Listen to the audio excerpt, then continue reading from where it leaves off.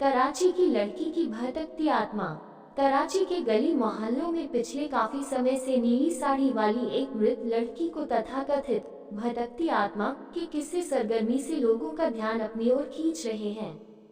कुछ साल पहले ताहिरा नामक एक लड़की एक दुर्घटना में मौत का शिकार हो गई थी, लेकिन उसकी हर बरसी के बाद पुलिस को यह रिपोर्ट मिली कि किसी नीली साड़ी वाली लड़की ने अमुक स्थान पर रात में किसी मोटर कार को रास्ते में रोका और उसके चालक से पास की जगह पर लिफ्ट देने को याचना की।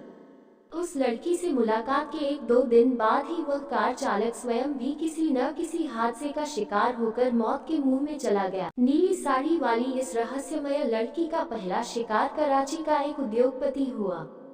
यह उद्योगपति आधी रात के बाद एक नाइट क्लब से निकलकर कार से अपने घर जा रहा था कि रास्ते में उसे एक नीली साड़ी वाली लड़की ने रोका।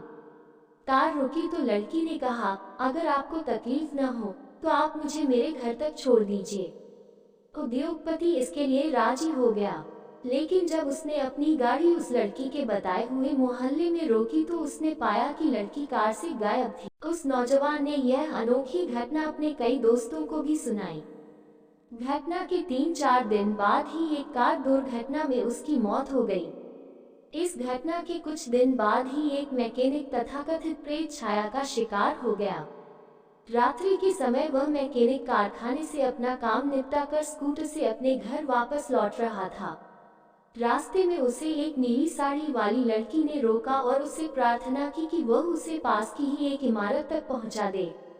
बताया जाता है कि मैकेनिक पहले तो कुछ झिझका, लेकिन तभी उसकी निगाह लड़की की गर्दन के आसपास के कुछ जख्मों पर पड़ी और उसका हृदय पसीज उठा। रास्ते भर लड़की पूरी तरह मौन रही। स्कूटर के रुकने पर वह चुपचाप उससे उतर पड़ी और अभी मैकेनिक ने आगे बढ़ने के लिए अपना स्कूटर मोड़ा भी नहीं था कि वह पूरी तरह अदृश्य हो चुकी थी। आप पूछेंगे, मैकेनिक का क्या हुआ? वह 2-4 दिन बाद ही अपने कुछ दोस्तों के साथ समुद्र में नहाने के लिए निकला और वहां पानी में डूबकर उसकी मृत्यु हो गई। मैकेनिक के बाद एक पुलिस अधिकारी की बारी आई। तस्करी नियंत्रण विभाग का यह वरिष्ठ अधिकारी एक रात कार से अपने घर वापस लौट रहा था। उसने देखा कि नीली साड़ी पहने एक लड़की उसे रुकने का इशारा कर रही थी। उसने अपनी गाड़ी रोक दी। उसे शक हुआ कि वह लड़की अपराधियों के किसी गिरोह से जुड़ी हुई है।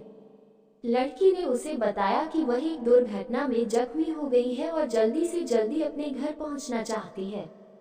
पुलिस अधिकारी को उसने अपनी गर्दन पर हुए जख्म दिखाए। आखिर वह उसे उसके घर तक लिफ्ट देने के लिए राजी हो गया। उसकी गाड़ी एक बंगले के सामने पहुंची। लड़की ने उसे वहीं रुकने का इशारा किया। लड़की के अंदर जाने पर अधिकारी ने एहतियातन उस बंगले का नंबर नोट कर लिया और फिर कार अपने गंतव्य की ओर मोड़ ली। दूसरे दिन उस लड़की के बारे में आवश्यक जानकारी लेने जब वह अधिकारी उस बंगले पर पहुंचा तो वहां रहने वाले एक वृद्ध सज्जन ने कहा कि संदिग्ध लड़की का हुलिया बिल्कुल उसकी अपनी बेटी ताहिरा जैसा है। उसने बताया कि बरसों पहले एक दिन ताहिरा अपने भाई के साथ सैर करने के लिए निकली थी। आधी रात के बाद जब वह वापस लौट रहे थे तभी उनकी कार एक बिजली के खंभे से जा टकराई। लड़का तो बच गया, लेकिन ताहिरा ने वही दम तोड़ दिया। लेकिन बूढ़े पिता की यह कहानी सुनने के बाद पुलिस अधिकारी पर क्या बीती। 3-4 दिन बाद ही तस्करों के एक गिरोह को पकड़ने की कोशिश करते हुए वह गोलियों का शिकार हो गया।